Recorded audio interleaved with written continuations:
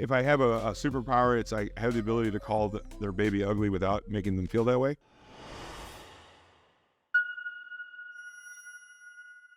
The sales piece in your sales background would be something, especially for the newbies who, maybe they have sales experience in another industry, maybe they don't. Yeah. Do you want the relationship building or which part? Yeah.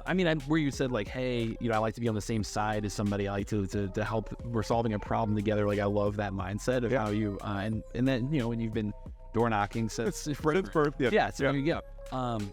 What are some of your things over the years that you reflect on that makes you different as a salesperson? Like, how do you think you stand out in that space? Because you clearly have a knack for it. But if I have a superpower, it's I have the ability to call their baby ugly without making them feel that way. Meaning, I will say, like, if it's a ranch in a good part of town, hey, this is a ranch. Everybody loves ranches, and you're in a phenomenal school district. Obviously, this house needs love, though. That sounds different than this house is crap and everyone else's houses around here are nice. Why is yours? I can go negative a nice way.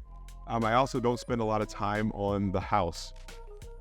When I'm building rapport with the family, and let's just say that I build rapport with the family. Some of my competitors throw their hoodie up, they walk through their iPad, go through, I'll send you an offer. And I'm like, wow. I've seen my competitors do that. I'm like, what? You spent all that time to get that lead to come across, and now you're with the seller, and you're not going to let them know who you are, and you're just going to email them an offer?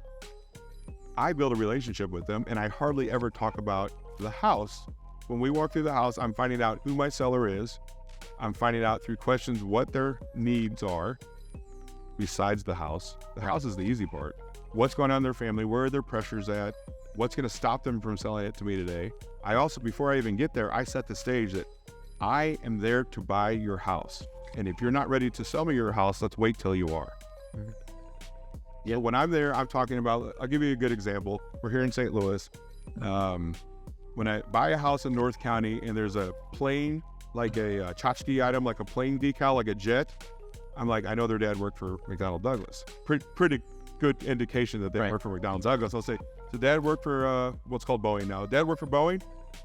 Yeah, how'd you know that? Well, I said, there's a plane right there. Yeah, dad worked on that plane. He built that plane, right? It's those kinds of things. I'm noticing who they are as a person so I can reach them that way. Yeah. More than just the comps. I don't really, you better know your comps, but I'm not like giving them like, I'm not laying down like a realtor and giving them I'm not doing all that. But when they say, I want 180 for my house because Fred's sold for 180, you better be able to have the talk to say, well, yeah, Fred's is on the golf course. Right. And it was rehab. Did you see it? What am I trying to say? Know your business. Know your business and be personable. People have sold to me many times for less than another offer because of trust, and they liked me. Yeah. And you ask the question, how do I sit on the same side of the table with them? That's taken me years to get to that way. I used to just, here's my offer, and it would hit their ears and they would get mad. And I've gotten better and better to take them on the journey of, if we were working on this problem together. By the way, I start off with the ARV with them. A lot of people don't want to tell them that. I say, I think your house is worth 240 grand. And they sit up, because they know they're not going to get 240. They sit up there, they're like, yeah, that's what Zillow said. They're like, okay, but not in today's condition. To get it to that, here's what we need to do. Here's my buying margin. Here's where I let my calculator do the offer. Yeah. Oh, well, yes, you have to be. You have to be.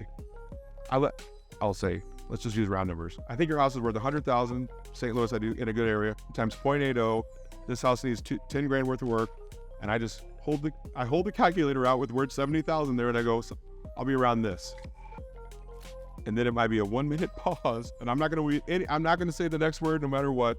They're going to look at it and they're going to say, well, I was hoping for 75.